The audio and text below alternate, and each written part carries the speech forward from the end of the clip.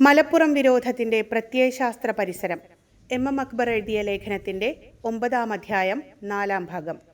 ശബ്ദം നൽകിയത് താഹിർ അബ്ദുൽ ഖാദർ. മലപ്പുറത്തോടുള്ള വെറുപ്പ് വിത്തുപാകിയത് പോർച്ചുഗീസ് മിഷണറിമാരാണ്. 4-ാം ഭാഗം. കേരളത്തിലെ നസ്രാണികളും മുസ്ലിങ്ങളും തമ്മിൽ നൂറ്റാണ്ടുകളായി നിലനിന്ന സുദൃഢമായ വ്യാപാര ബന്ധം തകർക്കാൻ പോർച്ചുഗീസുകാർ കരുവാക്കിയത് നൂറ്റാണ്ടുകൾക്ക് മുമ്പ് യൂറോപ്പിൽ രൂപം കൊണ്ട ചില കുരിശുയുദ്ധ തന്ത്രങ്ങളായിരുന്നുവെന്നതാണ് വാസ്തവം. അതിലേറ്റവും പ്രധാനപ്പെട്ടതാണ് മാരിനോ സാനുഡോയുടെ വിശ്വസ്തരായ കുരിശുപടയാളികളുടെ രഹസ്യങ്ങളുടെ പുസ്തകം എന്ന ഗ്രന്ഥത്തിലെ നിർദ്ദേശങ്ങൾ.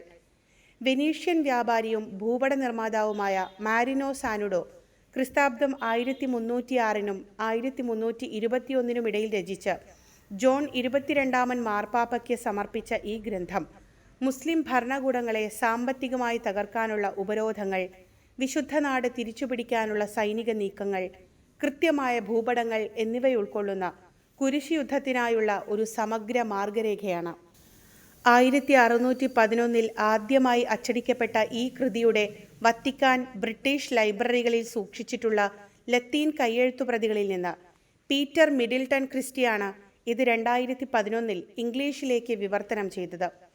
പോർച്ചുഗീസ് അധിനിവേശത്തിന് നൂറ്റാണ്ടുകൾക്ക് മുമ്പ് തന്നെ രൂപപ്പെട്ട കുരിശു തന്ത്രങ്ങളാണ് മലബാർ തീരത്തെ മുസ്ലിം വ്യാപാര കുത്തകയും മതസൗഹാർദ്ദവും തകർക്കാൻ പിൽക്കാലത്ത് അവർ ആയുധമാക്കിയത് എന്ന് ഈ പുസ്തകം വായിച്ചാൽ മനസ്സിലാകും.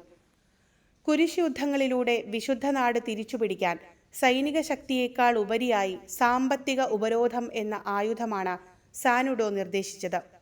അറബ് മുസ്ലിം വ്യാപാരികൾ നിയന്ത്രിച്ചിരുന്ന സുഗന്ധവ്യഞ്ജന വ്യാപാരത്തിന്റെ ലാഭമില്ലാതാക്കിയാൽ അവരുടെ സൈനിക ശേഷി താനേ തകരും എന്ന സാനുഡോയുടെ വീക്ഷണമാണ് പിൽക്കാലത്ത് പോർച്ചുഗീസുകാർ മലബാർ തീരത്ത് നടപ്പിലാക്കിയത്.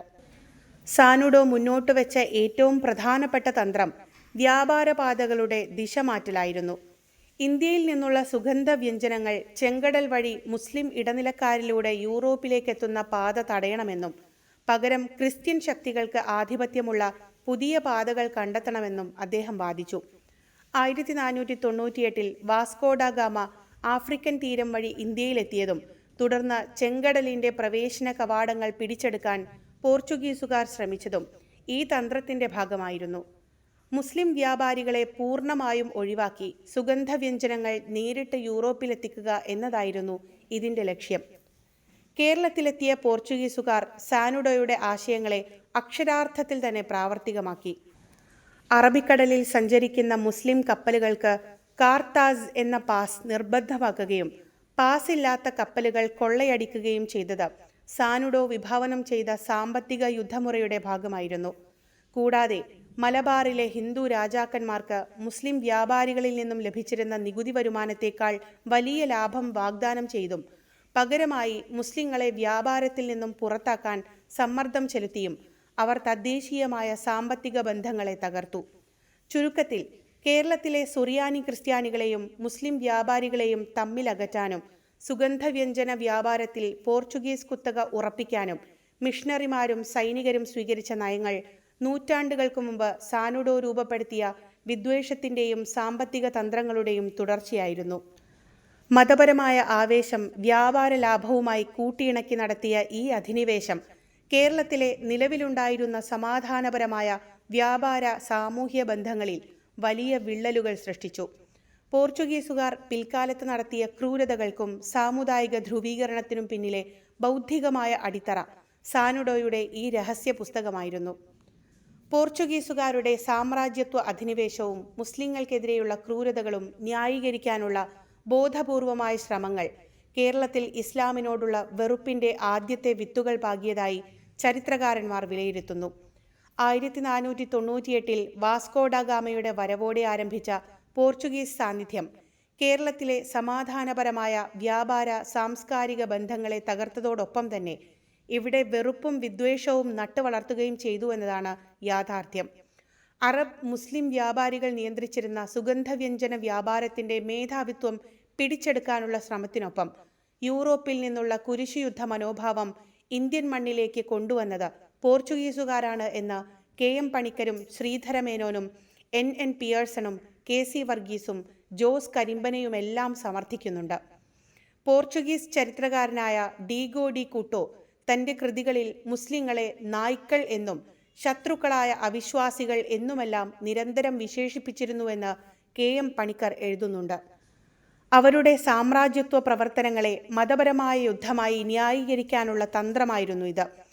ഇത്തരം ഭാഷാപ്രയോഗങ്ങൾ മുസ്ലിം വ്യാപാരികളെയും കപ്പലുകളെയും ആക്രമിക്കുന്നത് ഒരു പുണ്യകർമ്മം ആയി ചിത്രീകരിക്കാൻ സഹായിച്ചു.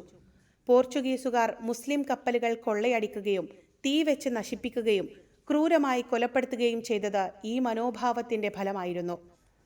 പോർച്ചുഗലിൻ്റെ ദേശീയ കവിയായ കാമോൻസ് തൻ്റെ പ്രശസ്തമായ ഓസ് ലൂസിയദാസ് ഇതിഹാസ കാവ്യത്തിൽ വാസ്കോഡ ഗാമയുടെ മലബാർ അധിനിവേശത്തെ വർണ്ണിക്കുന്നത് ഇസ്ലാമിനെതിരെയുള്ള വിജയമായാണ്. സാത്താൻ്റെ വശീകരണത്തിൽ അകപ്പെട്ടവർ, ക്രിസ്തുവിൻ്റെ നാമം നശിപ്പിക്കാൻ വന്ന ശപിക്കപ്പെട്ടവർ, സഹജമായി തന്നെ വഞ്ചകരായവർ, ഒരിക്കലും വിശ്വസിക്കാൻ കൊള്ളാത്തവർ എന്നിങ്ങനെയൊക്കെയാണ് അദ്ദേഹം മുസ്ലിങ്ങളെ അഭിസംബോധന ചെയ്യുന്നത്. ഇസ്ലാമിക തത്വങ്ങൾ വിഡ്ഢിത്തങ്ങളാണ്, വിവരക്കേടുകളാണ് ഖുർആനിലുള്ളത്, അറിവില്ലാത്തവർക്ക് മാത്രം ആശ്രയിക്കാൻ കഴിയുന്ന അന്ധവിശ്വാസങ്ങളുടെ സാകല്യമാണ് ഖുർആൻ, വിഷയാസക്തർക്ക് മാത്രം ആകർഷകമായി തോന്നുന്ന നിയമങ്ങളാണ് ഇസ്ലാമിലുള്ളത്, വിശ്വസ്തരുടെ രക്തം ചിന്താൻ മാത്രം ആഗ്രഹിക്കുന്ന വഞ്ചകരായ വർഗത്തിൻ്റെ നേതാവാണ് മുഹമ്മദ് നബി. ഇങ്ങനെ പോകുന്നു അദ്ദേഹത്തിൻ്റെ കവിതയിലെ പരാമർശങ്ങൾ. പിശാചിൻ്റെ അവതാരങ്ങളായ മുസ്ലിങ്ങളെ ക്രിസ്തുമതത്തിലേക്ക് മാറ്റുകയോ അല്ലെങ്കിൽ അവരെ വധിക്കുകയോ ചെയ്യേണ്ടത് ഒരു പോർച്ചുഗീസുകാരൻ്റെ കടമയാണ് എന്നുകൂടി ആഹ്വാനം ചെയ്യുന്ന കാമോൻസ് തൻ്റെ കവിതയിലൂടെ ഇന്ത്യയിലെയും ആഫ്രിക്കയിലെയും മുസ്ലിങ്ങൾക്കെതിരെ ക്രൂരതകൾ ചെയ്യാൻ പോർച്ചുഗീസ് സൈനികർക്ക് മാനസികമായ കരുത്തും ന്യായീകരണവും നൽകുകയാണ് ചെയ്തത്. ഓസ് ലൂസിയാസിൻ്റെ 7-8 അധ്യായങ്ങൾ മലബാർ തീരത്തെ മുസ്ലിങ്ങളെ അധിക്ഷേപിക്കുവാൻ വേണ്ടി മാത്രം മാറ്റിവെച്ചവയാണ്. പോർച്ചുഗീസുകാർ തങ്ങളുടെ അധിനിവേശത്തെ ന്യായീകരിക്കാൻ ഓസ് ലൂസിയാസ് എന്ന ഇതിഹാസകാവ്യം മാത്രമല്ല, ചരിത്ര രചനകളെയും ഔദ്യോഗിക ഭരണരേഖകളെയും ഒരുപോലെ ആയുധമാക്കിയിരുന്നു. പോർച്ചുഗലിൻ്റെ ഔദ്യോഗിക ചരിത്രകാരനായിരുന്ന ജോവോ ഡി ബാരോസ് രചിച്ച ദി ഡെക്കേഡ്സ് ഓഫ് ഏഷ്യ എന്ന ബൃഹത്തായ ഗ്രന്ഥം ഇതിന് ഉത്തമ ഉദാഹരണമാണ്. മുസ്ലിങ്ങളെ ക്രിസ്തുമതത്തിൻ്റെ സ്വാഭാവിക ശത്രുക്കൾ എന്ന് വിശേഷിപ്പിച്ച ബാരോസ് അവരുടെ കപ്പലുകൾ പിടിച്ചെടുക്കുന്നതും വ്യാപാരത്തെ തകർക്കുന്നതും കേവലം സാമ്പത്തിക താൽപ്പര്യമല്ല എന്നും മറിച്ച് ദൈവത്തിനു വേണ്ടിയുള്ള പുണ്യകർമ്മമാണ് എന്നും വാദിച്ചു. ഇത്തരത്തിലുള്ള ചരിത്ര രചനകൾ വഴി മലബാറിലെ മുസ്ലിം വ്യാപാരികളെയും അവരെ പിന്തുണയ്ക്കുന്ന പ്രാദേശിക ഭരണാധികാരികളെയും വഞ്ചകരായി ചിത്രീകരിക്കാൻ അവർക്ക് സാധിച്ചു. അറബിക്കടലിലെ വ്യാപാര കുത്തക ഉറപ്പിക്കാനായി ഗവർണർ അൽ ബുക്കർക്ക് പോർച്ചുഗീസ് രാജാവിന് അയച്ചിരുന്ന കത്തുകളും വിദ്വേഷം നിറഞ്ഞവയായിരുന്നു. മുസ്ലിങ്ങളെ നിശേഷം നശിപ്പിക്കണമെന്നും ചെങ്കടൽ പാതകൾ പൂർണ്ണമായും അടയ്ക്കണമെന്നും ആഹ്വാനം ചെയ്ത ഈ കത്തുകൾ പിൽക്കാലത്ത് അധിനിവേശത്തിൻ്റെ ഭരണപരമായ മാതൃകകളായി മാറി. കൂടാതെ ലൂഡോവിക്കോ ഡി വർത്തേമയെ പോലെയുള്ള സഞ്ചാരികളുടെ വിവരണങ്ങളും മുസ്ലിങ്ങളെ ക്രൂരന്മാരായും തദ്ദേശീയരെ പീഡിപ്പിക്കുന്നവരായും വികലമായി ചിത്രീകരിച്ചു. പോർച്ചുഗീസുകാർ വന്നത് മുസ്ലിങ്ങളിൽ നിന്നും നസ്രാണികളെയും ഹിന്ദുക്കളെയും രക്ഷിക്കാനാണ് എന്ന ഒരു കള്ളക്കഥ നിർമ്മിച്ചെടുക്കുവാൻ ഇത്തരം യാത്രാവിവരണങ്ങൾ സഹായിച്ചു. ജെസ്യൂട്ട് മിഷണറിമാർ യൂറോപ്പിലേക്ക് അയച്ചിരുന്ന റിപ്പോർട്ടുകളും ഗോവയിലെ അച്ചടിശാലകളിൽ നിന്ന് പുറത്തിറങ്ങിയ ലഘുലേഖകളും മുസ്ലിം വിരുദ്ധ പ്രചാരണത്തിൻ്റെ മറ്റൊരു തലമായിരുന്നു. ഖുർആനിലെ വചനങ്ങളെ സന്ദർഭത്തിൽ നിന്നും അടർത്തി മാറ്റി പരിഹസിക്കുന്ന ലഘുലേഖകൾ വഴി പുത്തൻ ക്രിസ്ത്യാനികൾ ഇസ്ലാമിലേക്ക് മടങ്ങുന്നത് തടയാനും അവർ ശ്രമിച്ചു. പദ്രുവാദോ വിളംബരങ്ങൾ വഴി മുസ്ലിങ്ങളുടെ സ്വത്തുക്കൾ കണ്ടുകെട്ടാൻ രാജാവിന് ദൈവികമായ അധികാരമുണ്ട് എന്ന് പ്രഖ്യാപിച്ചതോടെ വിദ്വേഷം ഒരു ഭരണ നയമായി മാറി. ചുരുക്കത്തിൽ തോക്കുകൾക്കും കപ്പലുകൾക്കുമൊപ്പം തന്നെ സാഹിത്യത്തെയും ചരിത്ര രചനകളെയും ഒരു വലിയ പ്രൊപ്പഗാൻഡ മെഷീനായി ഉപയോഗിച്ചുകൊണ്ടാണ് പോർച്ചുഗീസുകാർ കേരളത്തിലെ സാമുദായിക ധ്രുവീകരണത്തിന് അടിത്തറ പാകിയത്. ഇൻക്വിസിഷൻ വിചാരണകളുടെ ഭാഗമായി ഗോവയിലെ പള്ളികൾക്ക് മുന്നിലും പൊതുസ്ഥലങ്ങളിലും അരങ്ങേറിയിരുന്ന ലഘുനാടകങ്ങൾ ഇസ്ലാമിക വിശ്വാസങ്ങളെയും പ്രവാചകനെയും മോശമായി ചിത്രീകരിക്കുന്നവരായിരുന്നുവെന്ന് ഇൻഡോ പോർച്ചുഗീസ് ചരിത്രകാരനായ TR ഡിസൂസ എഴുതുന്നുണ്ട്. സ്പെയിനിലും പോർച്ചുഗലിലും നിലനിന്നിരുന്ന മോറോസ് വൈ ക്രിസ്ത്യാനോസ് എന്ന യുദ്ധനാടകത്തെ ഇന്ത്യയിലേക്ക് പറിച്ചു നടുകയാണ് പോർച്ചുഗീസ് മിഷണറിമാർ ചെയ്തത്. ക്രിസ്ത്യൻ സൈന്യം മുസ്ലിം സൈന്യത്തെ പരാജയപ്പെടുത്തി അവരുടെ പള്ളികൾ തകർത്ത് കുരിശ് സ്ഥാപിക്കുന്നതായിരുന്നു ഇതിൻ്റെ പ്രധാന പ്രമേയം.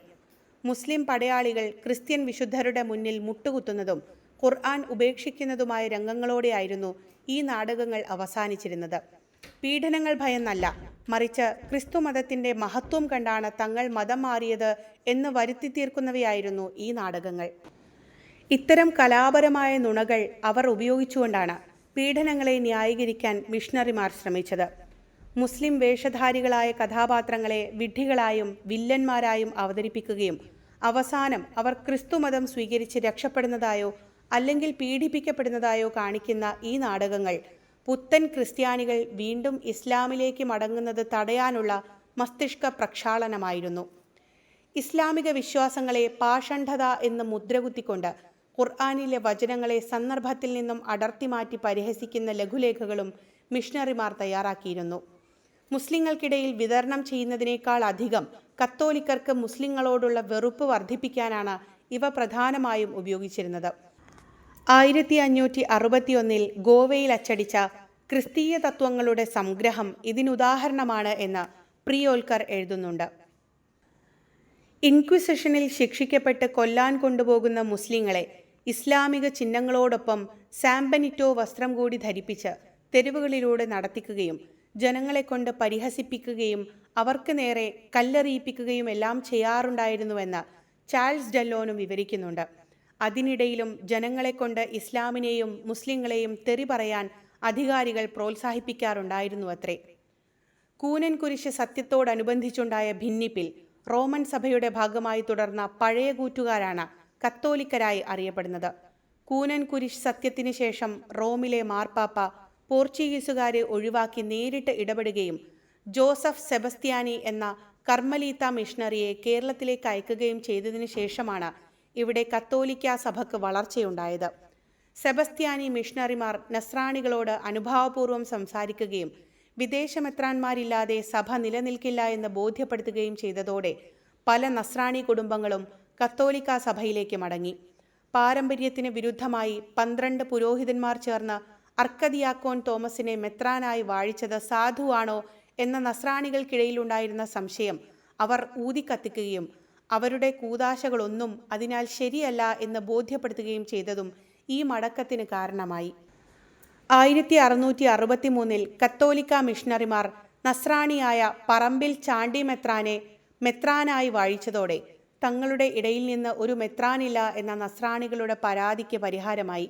അതോടൊപ്പം തന്നെ ഫ്രാൻസിസ് സേവിയറുടെ പ്രവർത്തനങ്ങൾക്ക് ഫലമായി മതം മാറിയ തീരദേശത്തെ മുക്കുവരും മറ്റ് പിന്നാക്ക വിഭാഗങ്ങളും ചേർന്ന് കത്തോലിക്കർ വലിയൊരു ജനസമൂഹമായി വളർന്നു. പോർച്ചുഗീസ് അധീനതയിലുള്ള കൊച്ചി, കൊല്ലം തുടങ്ങിയ സ്ഥലങ്ങളിലേക്ക് കുടിയേറിയ പോർച്ചുഗീസ് ഇന്ത്യൻ സങ്കരവർഗക്കാരും കത്തോലിക്കരായിരുന്നു.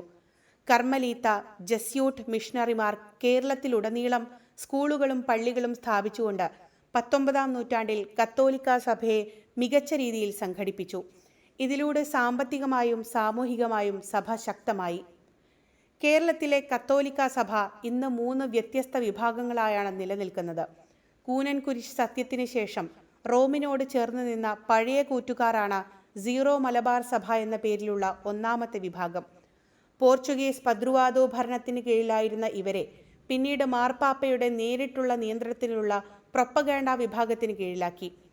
വിദേശ മെത്രാന്മാർ ഭരിച്ചിരുന്ന ഈ സഭയ്ക്ക് 1896 സ്വന്തം മെത്രാന്മാരെ ലഭിക്കുകയും 1923 സ്വയം ഭരണാധികാരമുള്ള സഭയായി മാറുകയും ചെയ്തു.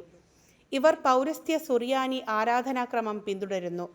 യൂറോപ്യൻ മിഷണറിമാരുടെ പ്രവർത്തനത്തിലൂടെ നേരിട്ട് രൂപപ്പെട്ട ലത്തീൻ കത്തോലിക്ക സഭയാണ് രണ്ടാമത്തേത്. ഫ്രാൻസിസ് സേവിയറുടെ വരവോടെ ശക്തിപ്പെട്ട ഈ സഭയിൽ തീരദേശങ്ങളിലെ മത്സ്യത്തൊഴിലാളികളും പോർച്ചുഗീസ് സ്വാധീനത്തിലുണ്ടായിരുന്ന മറ്റു വിഭാഗങ്ങളുമാണ് പ്രധാനമായും ഉൾപ്പെടുന്നത്. ഇവർ റോമൻ ലത്തീൻ ആരാധനാക്രമം പിന്തുടരുന്നു. 1930 രൂപം കൊണ്ട സീറോ മലങ്കര കത്തോലിക്ക സഭയാണ് മൂന്നാമത്തേത്. ഓർത്തഡോക്സ്, യാക്കോബായ അഥവാ പുതിയ കൂറ്റുകാർ വിഭാഗത്തിൽപ്പെട്ട ഒരു കൂട്ടം ആളുകൾ മാർ ഈവാനിയോസ് മെത്രാപ്പൊലീത്തയുടെ നേതൃത്വത്തിൽ കത്തോലിക്ക സഭയിലേക്ക് മടങ്ങിപ്പോകാൻ തീരുമാനിച്ചതിനാൽ രൂപപ്പെട്ട സഭയാണിത്. കത്തോലിക്ക സഭയുടെ ഭാഗമായെങ്കിലും തങ്ങളുടെ പുരാതനമായ പശ്ചിമ സുറിയാനി ആരാധനാക്രമം തന്നെ നിലനിർത്തുന്നവരാണവർ. കത്തോലിക്ക സഭയുടെ വളർച്ചയ്ക്ക് സമാന്തരമായി വളർന്നു വന്ന കലാരൂപമാണ് ചവിട്ട് നാടകങ്ങൾ. കേരളത്തിലെ ആദ്യത്തെ യഥാർത്ഥ ദൃശ്യ നാടകരൂപം എന്ന് വിശേഷിപ്പിക്കപ്പെടുന്ന ഈ കലാരൂപത്തിന് കഥകളിയേക്കാൾ പഴക്കമുണ്ട് എന്നാണ് പറയപ്പെടുന്നത്. 16-ാം നൂറ്റാണ്ടിലെ പോർച്ചുഗീസ് മിഷണറിമാരുടെ മതപ്രചാരണ താൽപ്പര്യങ്ങളിൽ നിന്നാണ് ചവിട്ടുനാടകം ഉടലെടുക്കുന്നത്. കേരളത്തിലെ സൊറിയാനി ക്രിസ്ത്യാനികളെ ലത്തീൻ സഭയിലേക്ക് പരിവർത്തനം ചെയ്യാനും അവർക്കിടയിൽ മതപരമായ ആവേശം വർദ്ധിപ്പിക്കാനും ഈ കലാരൂപം സഹായിച്ചുവെന്നും ഇതിലെ മിക്ക ഇതിവൃത്യങ്ങളും കുരിശ് യുദ്ധങ്ങളെ ആസ്പദമാക്കിയുള്ളതും ഇസ്ലാമിക വിശ്വാസങ്ങളെയും മുസ്ലിം കഥാപാത്രങ്ങളെയും ശത്രുപക്ഷത്ത് നിർത്തിക്കൊണ്ടുള്ളവയാണ് എന്നും ചവിട്ട് നാടകങ്ങളെക്കുറിച്ച് ഗവേഷണം നടത്തിയ സേവ്യർ കുറ്റിപ്പുഴ എഴുതുന്നുണ്ട്. ക്രിസ്ത്യാനികളെ ദൈവത്തിൻ്റെ സൈന്യമായും മുസ്ലിങ്ങളെ സാത്താൻ്റെ സൈന്യമായും അവതരിപ്പിക്കുന്ന നാടകങ്ങൾ വഴി അത് കാണുന്ന സാധാരണക്കാർക്കിടയിൽ മുസ്ലിങ്ങൾ കൊല്ലപ്പെടേണ്ട ശത്രുക്കളാണ് എന്ന ചിന്ത വളർത്തുകയായിരുന്നു പോർച്ചുഗീസ് മിഷണറിമാരുടെ ലക്ഷ്യം. മുസ്ലിം രാജാക്കന്മാരെയും പടയാളികളെയും വിഡ്ഢികളായും അവസാനം അവർ ക്രിസ്ത്യൻ വീരന്മാർക്ക് മുന്നിൽ മുട്ടുകുത്തുകയോ മതം മാറാൻ നിർബന്ധിതരാവുകയോ ചെയ്യുന്നതായും ചിത്രീകരിക്കുന്ന ഇത്തരം കലാരൂപങ്ങൾ വഴി സുവിശേഷീകരണം കഴിയും എന്നാണ് അവർ കരുതിയത്. ക്രൂരന്മാരും വഞ്ചകരുമാണ് മുസ്ലിങ്ങൾ എന്നും അവർക്കെതിരെ എന്തുതന്നെ ചെയ്താലും അതൊന്നും അധികമാവുകയില്ല എന്നും വരുത്തി തീർക്കുന്ന ചവിട്ട് നാടകങ്ങളുടെ കഥയും സംഭാഷണങ്ങളുമെല്ലാം പോർച്ചുഗീസുകാർ മുസ്ലിങ്ങൾക്കെതിരെ നടത്തുന്ന ക്രൂരതകൾ ന്യായീകരിക്കുവാൻ വേണ്ടിയുള്ളവയായിരുന്നു.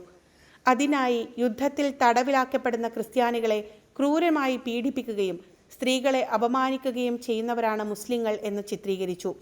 യുദ്ധത്തിൽ നേരിട്ട് ജയിക്കാൻ കഴിയാതെ വരുമ്പോൾ ചതിപ്രയോഗം നടത്തുന്നവരാണ് മുസ്ലിങ്ങൾ എന്ന സന്ദേശം നൽകുന്ന സംഭാഷണങ്ങൾ ഉൾപ്പെടുത്തി.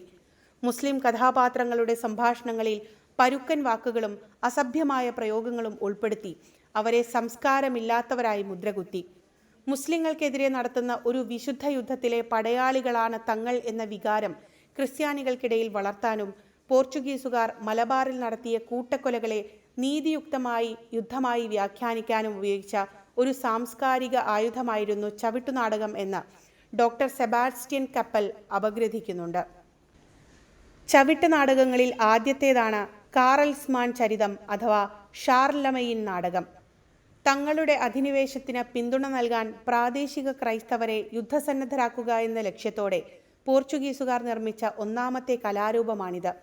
യൂറോപ്പിലെ ഏറ്റവും വലിയ മുസ്ലിം വിരുദ്ധ വീരഗാഥയായ സോങ് ഓഫ് റൊണാൾഡ് എന്ന ഇതിഹാസത്തെയാണ് അവർ മലയാളം അല്ലെങ്കിൽ തമിഴ് സങ്കരഭാഷയിൽ ചവിട്ടുനാടകമായി അവതരിപ്പിച്ചത്. ഫ്രഞ്ച് കുരിശുപടയാളികളായിരുന്ന ഷാർലമെയിൻ ചക്രവർത്തിയുടെ കഥയാണിത്. ചിന്നത്തമ്പി പിള്ള രൂപം നൽകിയ ഈ നാടകം പോർച്ചുഗീസ് മിഷണറിമാരുടെ മേൽനോട്ടത്തിൽ കൊച്ചിയിലെ അമ്പഴക്കാട്, കോട്ടക്കാവ് തുടങ്ങിയ പ്രദേശങ്ങളിലാണ് ആദ്യമായി അരങ്ങേറിയത്. സ്പെയിനിലെയും പരിസര പ്രദേശങ്ങളിലെയും മുസ്ലിം ഭരണത്തിനെതിരെ കാറൽമാനും അദ്ദേഹത്തിൻ്റെ വിശ്വസ്തരായ 12 സേനാധിപതികളും നടത്തുന്ന യുദ്ധങ്ങളാണ് നാടകത്തിൻ്റെ ഇതിവൃത്തം. അത് പൂർണ്ണമായി ആടിത്തീർക്കുന്നത് 5 രാത്രികളെടുത്തായിരുന്നു. കാറൽമാൻ ചക്രവർത്തിയുടെ ജനനം, അധികാരം പിടിച്ചെടുക്കൽ, 12 സേനാധിപതികളെ തെരഞ്ഞെടുക്കൽ എന്നിവയുൾക്കൊള്ളുന്ന കാറൽമാൻ്റെ ഉദയം എന്ന ഒന്നാം ചരിതം, സ്പെയിനിലെ മൂർ അഥവാ മുസ്ലിം രാജാക്കന്മാർക്കെതിരെ യുദ്ധം പ്രഖ്യാപിക്കുന്നതും അധിനിവേശത്തിന് വേണ്ടിയുള്ള ആദ്യകാല സൈനിക നീക്കങ്ങളും വിവരിക്കുന്ന യുദ്ധത്തിൻ്റെ പ്രഖ്യാപനം എന്ന രണ്ടാം ചരിതം, കാറൽമാൻ്റെ സേനാധിപതിയായ ഒലിവിയറും മുസ്ലിം രാജകുമാരനായ ഫിയറാബ്രാസും തമ്മിലുള്ള യുദ്ധവും ഒടുവിൽ ഫിയറാബ്രാസ് പരാജയപ്പെട്ട് ക്രിസ്തുമതം സ്വീകരിക്കുന്നതും ഇതിവൃത്തമാക്കുന്ന ഒലിവിയറും ഫിയറാബ്രാസും എന്ന മൂന്നാം ചരിതം, ആയിരക്കണക്കിന് വരുന്ന മുസ്ലിം സൈന്യത്തോട് റോളണ്ട് ഒറ്റയ്ക്ക് പോരാടുന്നതും അതികായനായ ഫെറാക്കസ് എന്ന മുസ്ലിം യോദ്ധാവിനെ അദ്ദേഹം നേരിടുന്നതും അവസാനം മരണം ഉറപ്പായ ഘട്ടത്തിൽ ഒലിഫാൻറ്റ് എന്ന കൊമ്പ് ശക്തിയായി മുഴക്കുന്നതും അത് കാരണം അദ്ദേഹത്തിൻ്റെ തലയിലെ ഞരമ്പുകൾ പൊട്ടുന്നതും തൻ്റെ പ്രിയപ്പെട്ട ദുരന്തൽ വാളും പിടിച്ച് കുരിശു രൂപത്തിന് മുന്നിൽ പ്രാണൻ വെടിയുന്നതും ചിത്രീകരിക്കുന്ന ഫെറാക്കസ് യുദ്ധം എന്ന നാലാം ചരിതം. റോളണ്ടിൻ്റെ മരണവാർത്ത അറിഞ്ഞ കാറൽമാൻ ചക്രവർത്തി യുദ്ധക്കളത്തിലേക്ക് തിരിച്ചെത്തുന്നതും പ്രതികാരദാഹിയായ അദ്ദേഹം മുസ്ലിം സൈന്യത്തെ നിശേഷം നശിപ്പിക്കുന്നതും വഞ്ചകനായ ഗാനലോണിനെ ശിക്ഷിക്കുന്നതും സ്പെയിനിൽ ക്രിസ്തീയ പതാക ഉയർത്തുന്നതും അവശേഷിക്കുന്ന മുസ്ലിങ്ങളെ ഒന്നടങ്കം മതം മാറ്റുന്നതും കാണിക്കുന്ന 5ാം ചരിതമായ വിജയവും പരിവർത്തനവും. 5 രാത്രികളെടുത്ത് ഈ നാടകം ആടി തീർക്കുമ്പോഴേക്ക് മുസ്ലിങ്ങൾക്കെതിരെ പോർച്ചുഗീസുകാരോടൊപ്പം ഒന്നിച്ചു നിന്ന് പോരാടാനുള്ള ആവേശം ക്രിസ്ത്യാനികളുടെ സിരകളിൽ കുത്തി നിറക്കാം എന്നായിരിക്കണം പോർച്ചുഗീസ് മിഷണറിമാർ കരുതിയിരുന്നത്. നാടകത്തിൻ്റെ 4ഉം 5ഉം രാത്രികളിലെ വരികൾ മതപരമായ സംവാദങ്ങളും അധിക്ഷേപങ്ങളും നിറഞ്ഞു നിൽക്കുന്നവയാണ്.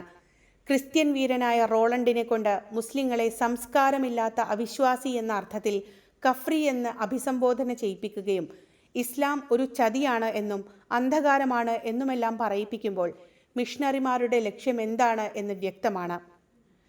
കഠിനഹൃദയമുള്ള കഫ്രികളെ, നിങ്ങളുടെ കപടമതം ഇതാ മുടിയാൻ പോകുന്നു.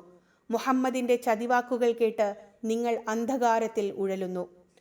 അള്ളാഹുവിനെ വിഗ്രഹവും ഖുർആനിനെ വ്യാജഗ്രന്ഥവുമായി അവതരിപ്പിക്കുന്ന വരികളുമുണ്ട്. അത് ഇങ്ങനെയാണ്: മുഹമ്മദിൻ വിഗ്രഹത്തെ വന്ദിപ്പാൻ മൂറുകൾ ഇതാ വരുന്നു.